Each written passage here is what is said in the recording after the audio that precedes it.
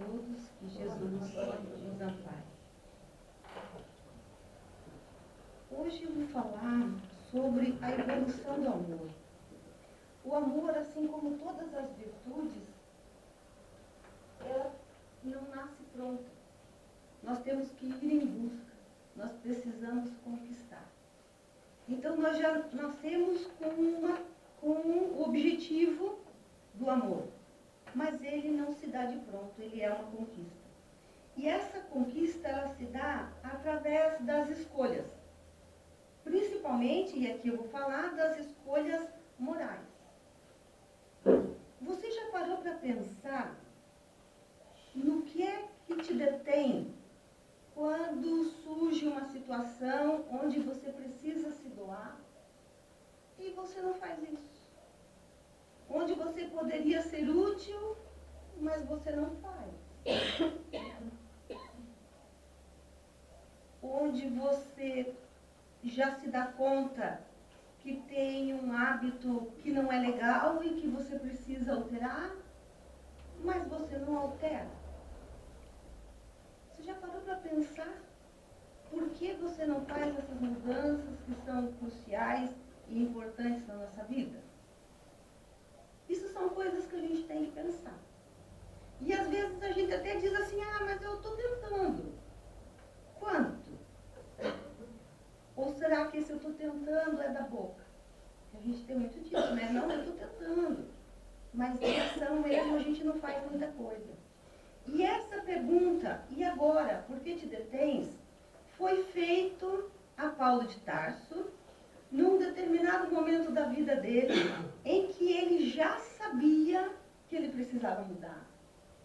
Ele já sabia qual era a missão que ele tinha a desempenhar, mas ele não conseguia ir em frente, ele não conseguia mudar. Ele já sabia o que tinha que fazer, mas ele não conseguia. E era um momento de grande fragilidade emocional. Ele, na verdade, ele tinha sido Saulo até pouco tempo. Para quem não leu, isso que eu vou falar está no livro Paulo e Estevão. É um romance maravilhoso. Aqueles que já leram vão entender melhor o que eu estou falando. Aqueles que ficarem assim, nossa, não sei quem é Saulo e Paulo, eu indico, leia o livro.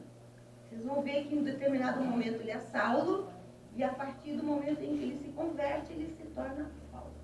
Aí vocês vão dizer, mas por quê? Aí vai ter que ler, vou contar. Eu não vim aqui para contar o livro, nem dar spoiler da vida dos outros, né? Mas voltando. Ele tinha sido Saulo até bem pouco tempo atrás. Ele estava sendo preparado para ser o doutor da lei. Ele ficaria em sentido de poder, talvez abaixo do imperador, talvez, porque naquele momento a questão religiosa era muito importante. Talvez ele ficasse abaixo do imperador, então era um cargo de altíssimo poder, em todos os sentidos.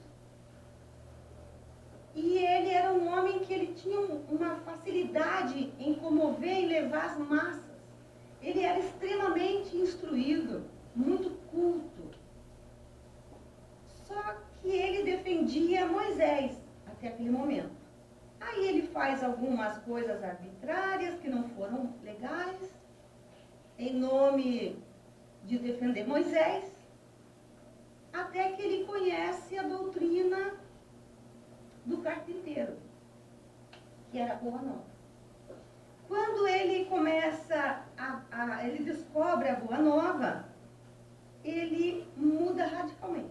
Ele faz 180 graus. Ele passa a defender aquele pensamento daquela doutrina nova que estava chegando.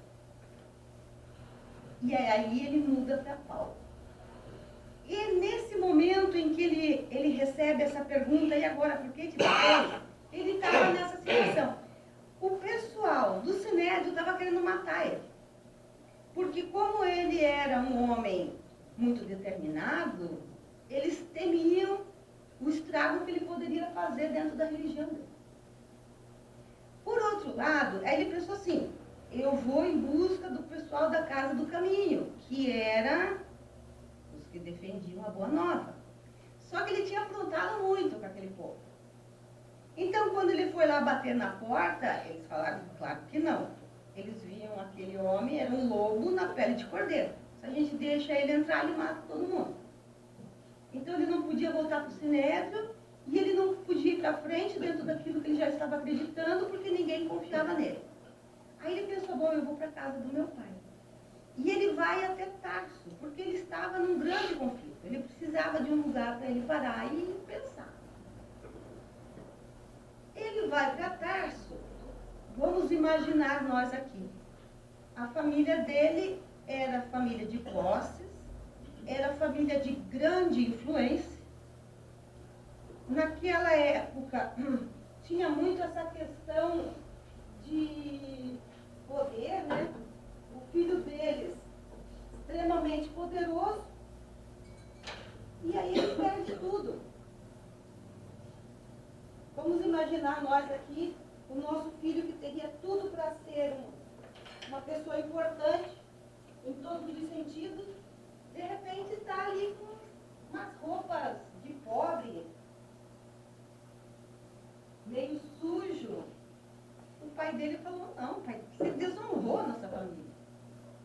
Quando eu falo de pobre, é no sentido, né, que ele estava de andarilho. Ele estava nessa situação mesmo. Ele falou, pode ir embora. E aí Paulo está assim. Ele não sabia para onde ir. Saiu pela estrada, a noite estava chegando, ele encontra um local para ele repousar, e ali ele desaba num pranto, convulsivo. Ele não tinha nada, ele não sabia para onde ir. E quando ele está nesse estado, ele entra num estágio de torpor, como se ele estivesse adormecendo. E aí ele vê que dois espíritos se aproximam. Era a Abigail, que era o amor da vida dele, que havia falecido, e o irmão dela, Estevão. E aí ele começa a falar. E a Abigail deixa que ele fale, ele lava a alma, ele chora, ele pede colo, ele faz de tudo. E ela deixa. Quando ela percebe que ele se acalmou, e ele reclamando que ele estava sozinho, abandonado, aí Abigail diz assim, mas Jesus esteve sozinho nos momentos cruciais da vida dele. Por que é que com você seria diferente? E esse é uma verdade. Existem momentos na nossa vida que nós estamos sós. Nós temos Deus que não nos abandona nunca. Nós podemos estar cercados pelos nossos amores, mas existem momentos em que nós estamos sozinhos. É o momento em que nós temos que fazer escolhas. Deus nos dá livre-arbítrio, Ele não se envolve. Ele deixa. Porque da escolha que nós fazemos, somos nós que vamos arcar com a consequência, positiva ou negativa. E aí ele pergunta para ela, mas e o que eu devo fazer? Como realizar os meus compromissos quando eu me sinto tão frágil? E ela responde, Paulo, para conseguir a vitória é preciso dar. Jesus deu ao mundo tudo quanto possuía e deu-nos a compreensão intuitiva das nossas fraquezas para tolerarmos as misérias humanas. Quando nós temos consciência que nós somos seres frágeis,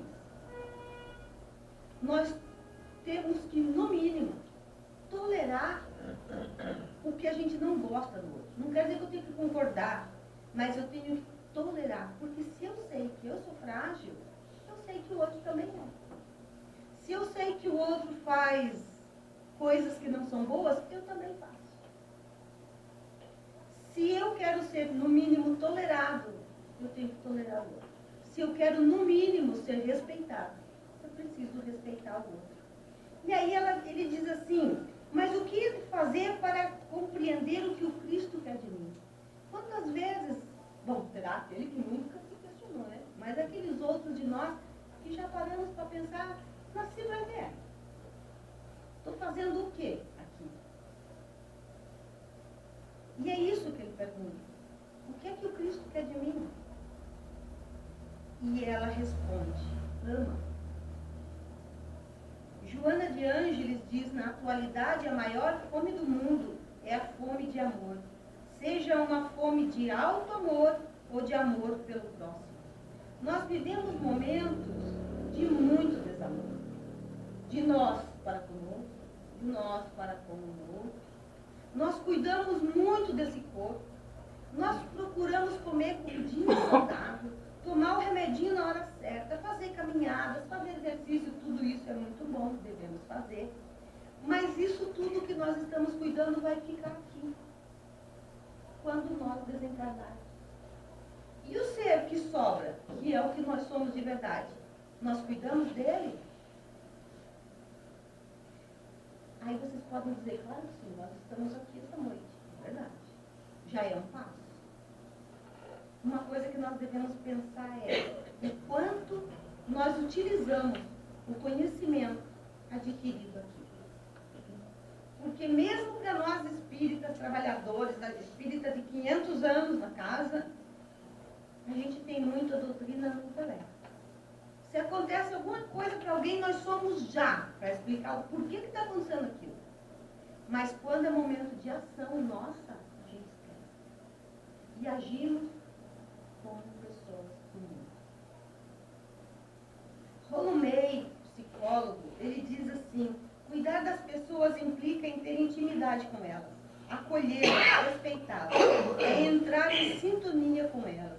Muito mais que a razão, é o sentimento, é a empatia.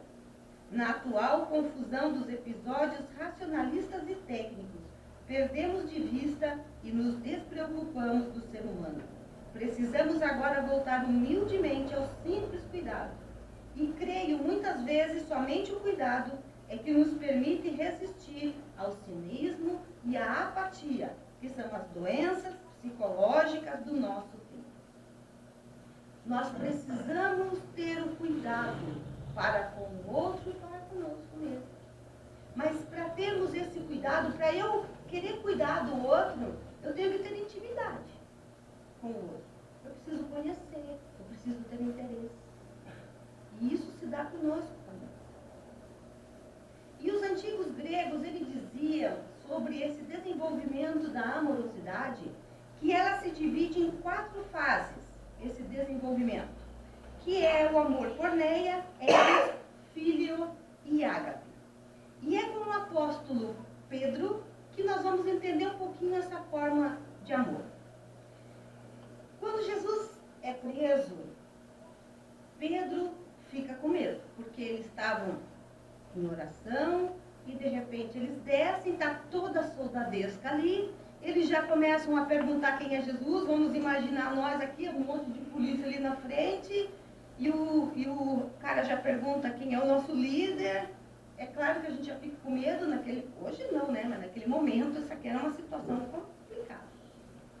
E aí ele, num gesto muito humano, ele puxa da sua espada e fere o soldado que vem prender Jesus. E isso é muito instintivo em nós. Se o outro se arma, a gente já se arma junto. Se o outro não nos agride, a gente nem sequer para pensar do porquê que o outro está desequilibrado. A gente já desequilibra junto. Isso ainda é muito nosso. E Pedro, nós não temos dúvida de que ele amava Jesus. Isso não existe dúvida. Mas é claro que ele amava mais a sua pele. Naquele momento ali, ele se protege. E aí surge o amor porneia. O amor porneia é o início do processo evolutivo da amorosidade do ser humano. A criatura porneia acredita-se ser o centro do mundo. Eu. Não existe o outro. Eu vou me proteger. Cada um por si, Deus por todos.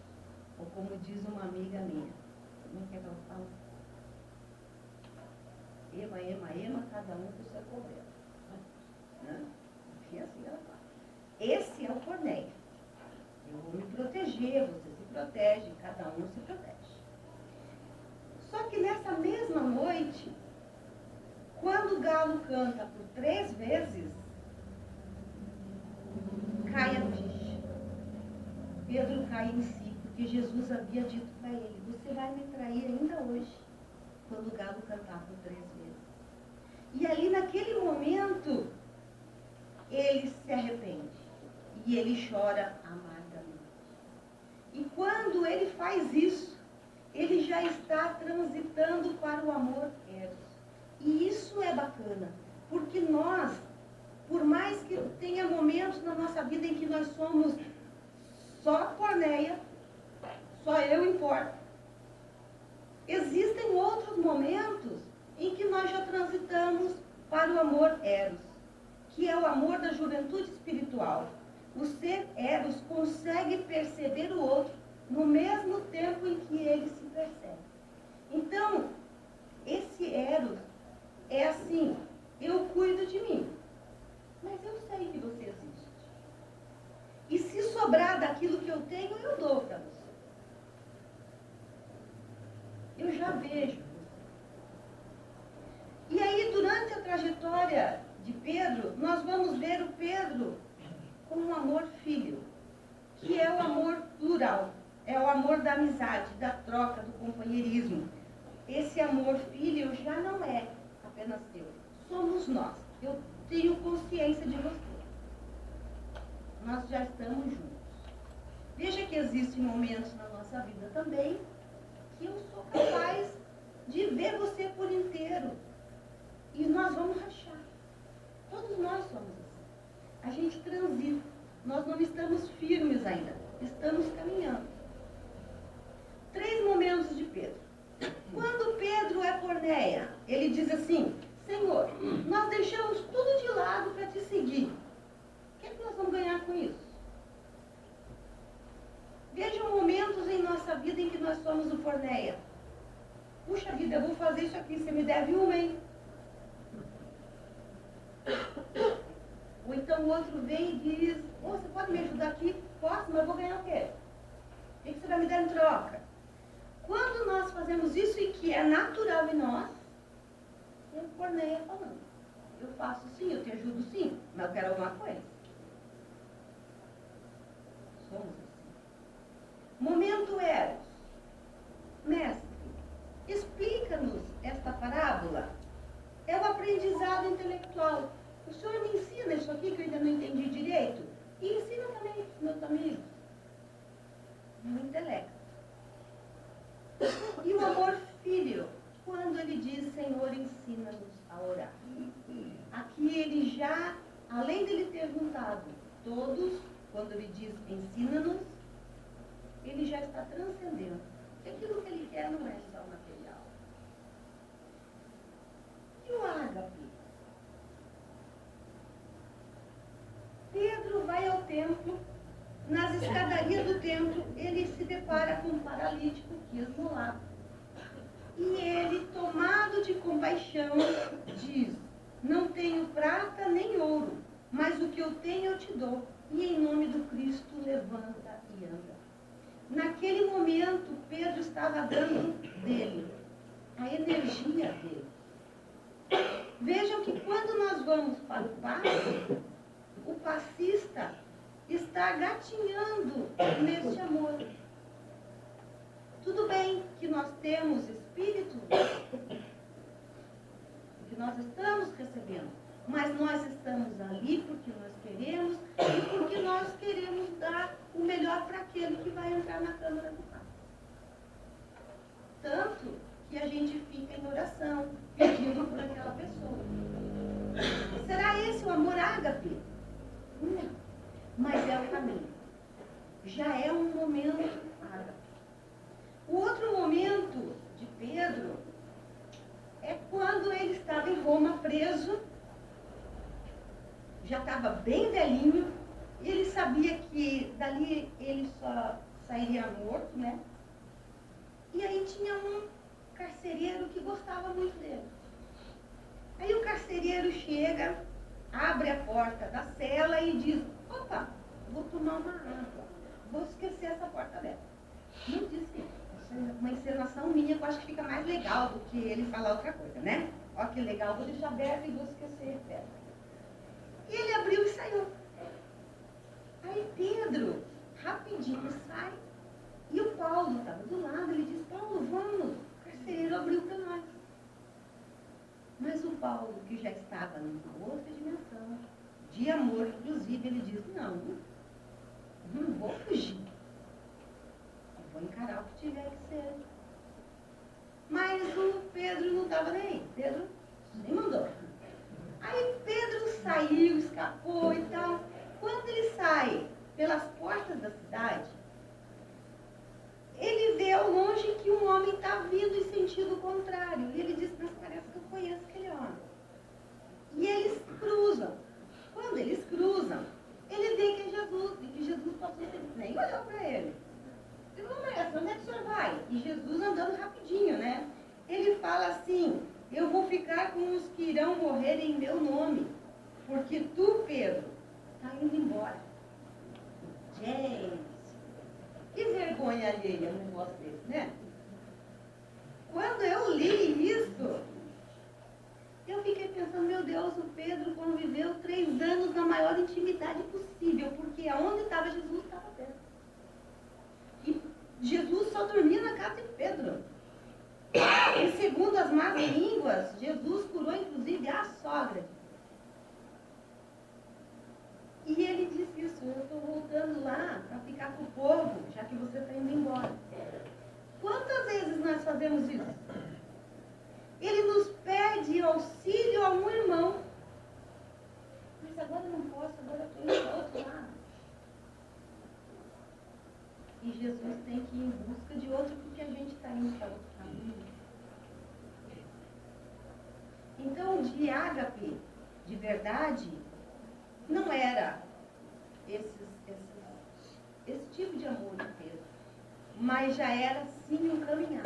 Inclusive porque Pedro vai ser também crucificado. Vai morrer em nome da doutrina que ele estava pregando, né? Mas de ágape mesmo nós só tivemos Jesus, que é o amor que se imola de todas as formas em nome dos outros. O amor ágape é a maior expressão, é a expressão plena do amor. E claro que essa expressão nem vai ser nesse planeta que a gente vai desenvolver. E aí Paulo diz assim, tá, eu entendi isso que você falou, mas como é que eu vou aprender a amar? E Abigail responde, trabalhe. É necessário realizar a obra de aperfeiçoamento interior. E o que é trabalhar? Livro dos Espíritos, questão 675.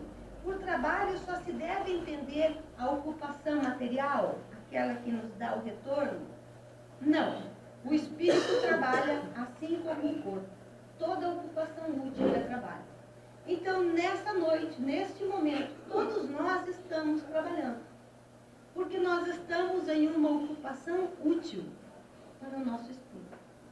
Nós podemos estar lá na praia, embaixo do guarda-sol, tomando um sorvete, lendo um bom romance espírita, lendo um bom romance, um livro acadêmico, de química, de física, não importa, desde que ele tenha um bom conteúdo, nós estaremos trabalhando. Então, trabalho não é só aquilo que resulta em questões financeiras. E Paulo, ele sentia essa dificuldade em trabalhar no coletivo. Gente, como é difícil lidar com o ser humano. Nós sabemos disso. Só que é entre nós que nós temos problema. Então, é entre nós que nós temos que resolver.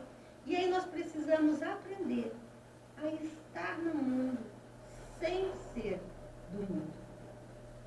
Freud diz assim, nossos hábitos ou costumes são resultados de normas inconscientes que colocamos para dentro de nós. Significa que nós agimos mais ou menos robotizados. E é a mais pura verdade. Em alguns momentos, nós somos robozinhos. Nós fazemos coisa porque está todo mundo fazendo. A gente nem sequer para e pensa no que nós estamos fazendo. Se alguém pergunta, diz, por que você fez isso? Todo mundo está fazendo. Quem é todo mundo?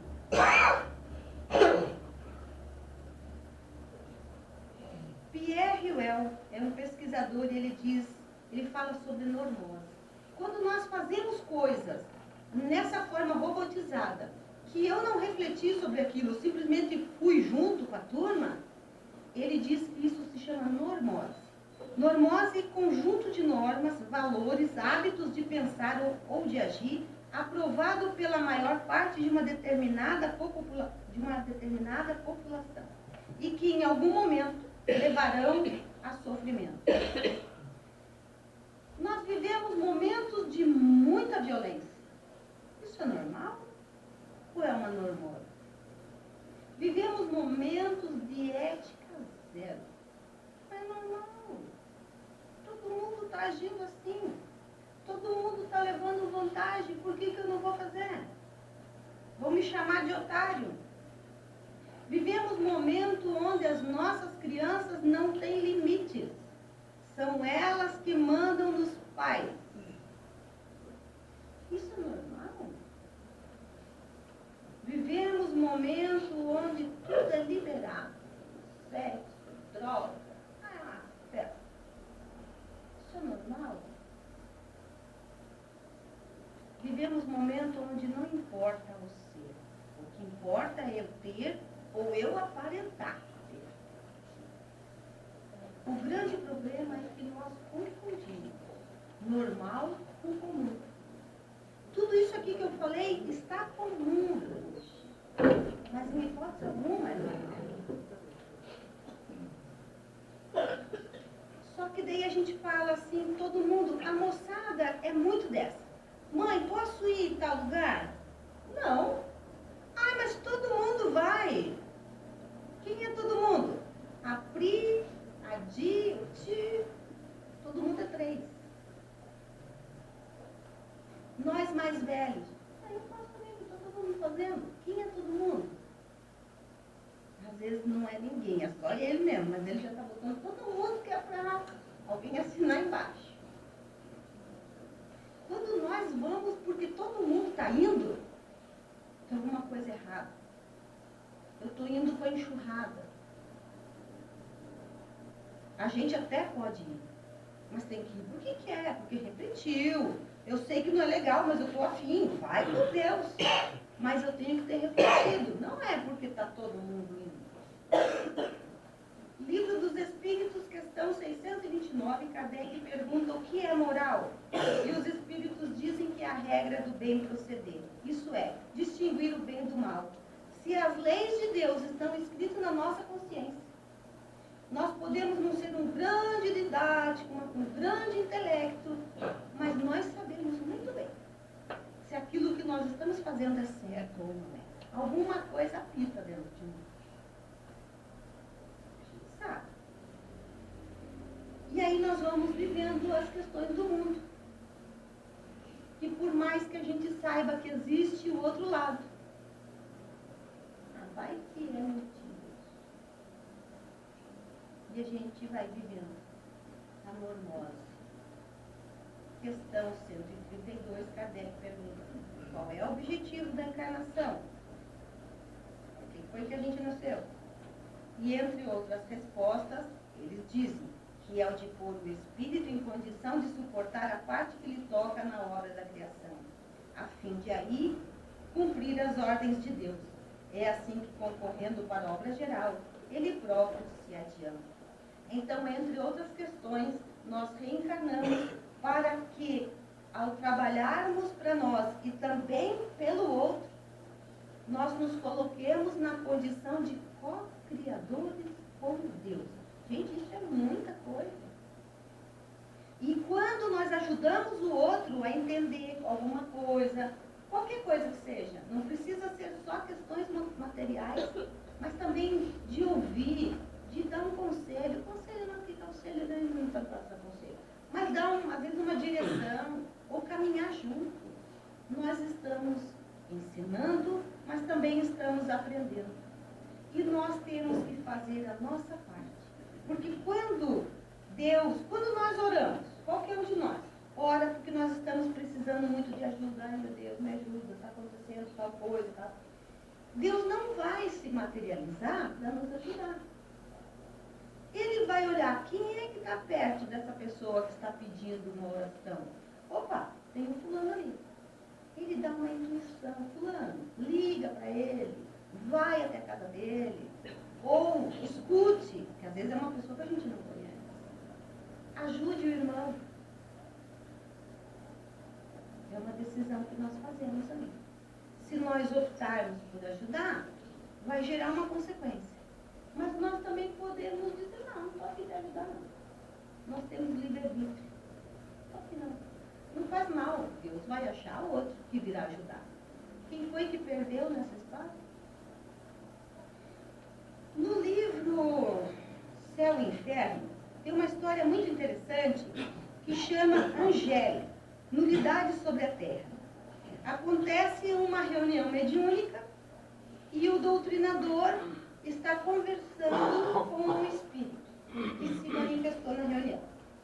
E o doutrinador pergunta assim: arrepende-se das suas faltas? Não. Então por que você está me procurando? Para experimentar. Acaso você é feliz? Não. Você sofre? Não. O que te falta então? Paz. Como pode faltar a paz na vida espiritual? É uma mágoa do passado. Mágoa do passado é remorso. Você está arrependida? Não. Temor do futuro é o que eu experimento. E o que é que você teme? O desconhecido. Está disposta a me dizer o que você fez na última encarnação? Eu não fiz nada. Qual era a sua posição social? Mediana. Você foi casada? Sim. Fui esposa e mãe. Você cumpriu, zelosa, os seus deveres? Não. Meu marido me entediava, bem como os meus filhos. E de que modo você preencheu a sua existência? Divertindo-me em solteira e enfadando-me como mulher. Quais eram as suas ocupações? Nenhuma. E quem cuidava da sua casa? A criada. Não será cabível atribuir a essa inércia a causa dos seus pesares e temores? Talvez você tenha razão, mas não basta concordar. Você quer reparar a inutilidade dessa existência e auxiliar os espíritos sofredores? Como? Ajudando-os a aperfeiçoarem-se pelos seus conselhos, pelas suas preces? Eu não sei orar. Faremos juntos e você aprenderá. Quer? Não. Por quê? Cansa. Gente, isso aqui é verídico. E o que é mais triste do que isso aqui? É nós sabermos que hoje existe pessoas.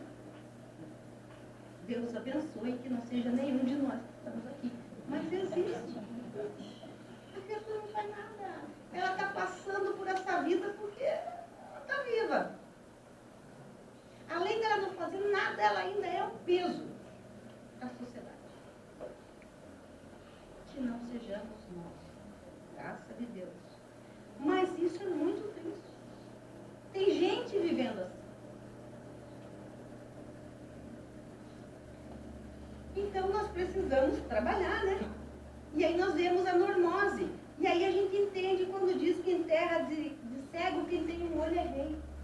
E é a mais pura verdade. Se está todo mundo cego e entre eles tiver um que enxerga um pouquinho, ele já está à frente, ele já comanda. Que sejamos nós, esses que já têm pelo menos um olho. Que mal possa divisar a luz, mas que já está vendo. E isso traz um conforto. Opa, que pelo menos eu consigo enxergar onde eu tenho que brilhar. Mas também traz uma enorme responsabilidade, porque sou eu que estou enxergando o caminho e eu preciso guiar os que ainda estão no escuro. Mas que sejamos nós. E Paulo, ele diz assim a Abigail: Jesus encheu meu coração de energia inesperada, mas a secura dos homens é de amedrontar até os mais fortes. Veja, Paulo era um homem forte, E ele estava com medo da secura, da frieza dos homens. E ele pergunta, o que fazer para mudar esse desânimo destruidor que eu estou sentindo? Quantas vezes a gente sente um desânimo nessa vida? Tem pessoas que entram em depressão e tem pessoas que se matam por esse desânimo destruidor. E Abigail diz, espera, tenha paciência. O grande problema é que nós vivemos um processo de ansiedade crônica. Tudo que a gente faz, a gente já quer a resposta. E não damos o tempo que é natural. Porque quando nós plantamos uma semente, não é porque você acabou de plantar que ela já está levantando a árvore. Ela tem o tempo de germinar, de brotar, de florescer, de dar frutos e de morrer. Eu tenho uma amiga que ela tem um problema tão sério com uma filha dela, e ela, assim, naturalmente, né? Imagina, mãe que sofre. Eu digo, mas minha amiga e a família tem uma família muito equilibrada. Eu falei, imagina se essa menina tivesse nascido numa família desequilibrada. O quanto ela já cresceu na sua. Só que a gente não vê isso. A gente quer a perfeição logo. Não é assim.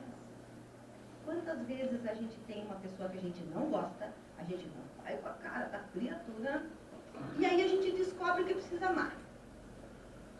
Então tá, vou amar. A partir de agora eu vou amar a pessoa. Você consegue isso? Ah, então já que eu não amo, eu vou odiar. Vai fazer isso? Não. Você vai começar a trabalhar em você. Começa a olhar. Ela deve ter uma coisinha de boa. Não, não tem. Tem sim, tem que procurar. E aí a gente começa a trabalhar. Mas tem que dar o tempo. Ah não, já quero já mudar. Você não vai com a minha cara, tem que ser minha amiga a partir de agora. Não é assim. Nós precisamos nos conquistar.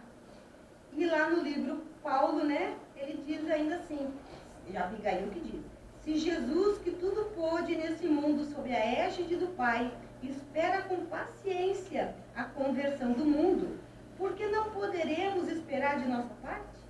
A melhor posição da vida é a do equilíbrio. Não é justo desejar fazer nem menos, nem mais do que nos compete. Mesmo porque o Mestre sentenciou que a cada dia bastem os seus trabalhos. Que nós façamos o nosso melhor hoje. Se amanhã der para ser melhor, show. Se não, que permaneça, né? Que não vamos para trás. E Paulo diz assim para Abigail, eu concordo com tudo isso que você falou.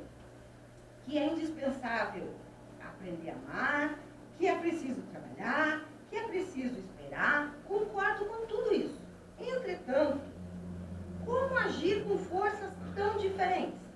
Como conciliar as grandiosas lições do Evangelho com a indiferença dos homens?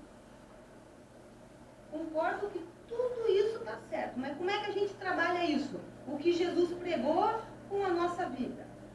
E aí Abigail responde, perdoa.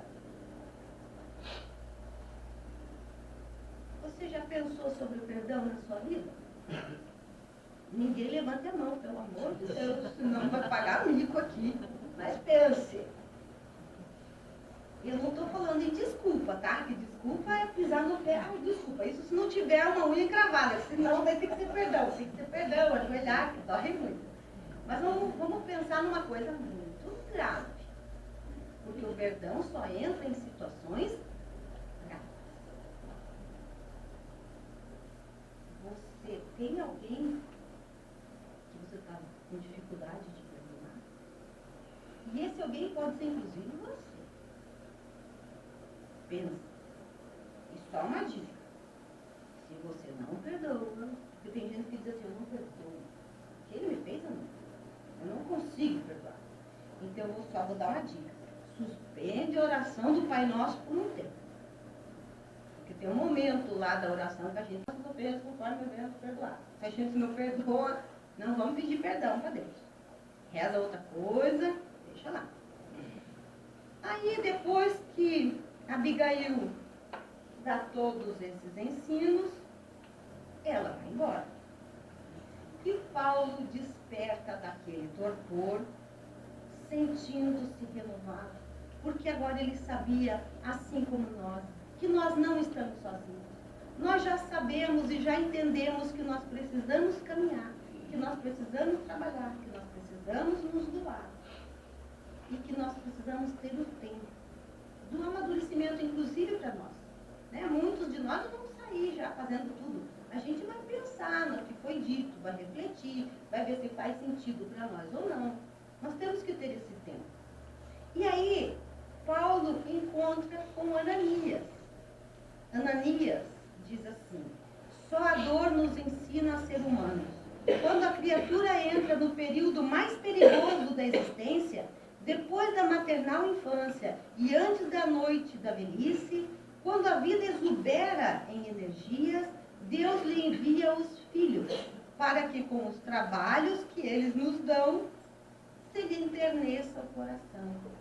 Através da doação que nós fazemos da nossa vida para com os nossos filhos, isso nos ajuda a enternecer o nosso coração. Mas, nem todo mundo vai ter filho, nem todo mundo tem filho. Paulo mesmo não teve. Mas todos nós temos coração de pai, que é o coração que ama. E isso aqui, inclusive, independe de idade.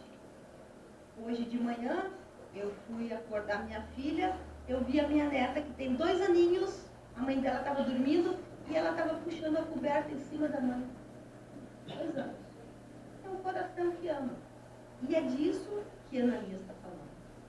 E aí ele completa dizendo assim: terás os filhos do Calvário em toda parte. Naturalmente encontrarás um lar maior na terra, onde serás chamados a exercer a fraternidade, o amor, o perdão. É preciso morrer para o mundo, para que o Cristo viva em nós. E de fato Paulo amou, trabalhou, perdoou, esperou, e ele se tornou um vaso escolhido, a ponto dele dizer: já não sou eu quem vive, mas é o Cristo que vive em mim. E que todos nós possamos, nessa noite, pensar, refletir sobre nossa postura e sobre essa fala. E agora? Por que te detens? Quando acontecer alguma coisa que você sabe que deveria ser alterado para melhor, e você não faz, se pergunte: por que estou me detendo? Te garanto que ao saber a resposta, o crescimento virá. E nós vamos aprendendo a amar. Muito obrigado pela companhia e já vamos aqui fazendo a prece de encerramento. Que o Senhor Jesus ampare a todos nós. Por tanto amor, Senhor, que o Senhor tem por nós. Que independente de nós amarmos ou não, nós somos todos seres muito amados pelo Pai. E nessa noite queremos pedir, Senhor, pelos nossos amores que não estão aqui conosco. Que neste momento todos nós possamos pensar nos nossos amores, aonde quer que eles se encontrem, que eles também recebam um pouquinho do muito que todos nós estamos recebendo. Mas nós vamos expandir também esse amor, Senhor, para aqueles que estão nas ruas, para os que estão nos hospitais, nos asilos, nos orfanatos, nos presídios, nas mansões e nos casernas. Vamos pedir, Senhor, que nos enterneça o nosso coração e que nós possamos perdoar aquele que nos ofendeu, porque ele ainda está doente dos sentimentos, mas que nós também possamos nos perdoar, porque também somos doentes de sentimentos. Assim, em crescimento, mas ainda infantilizados nas nossas emoções. Que o Senhor Jesus nos ampare a todos, nos fortaleça, nos guie e nos guarde na sua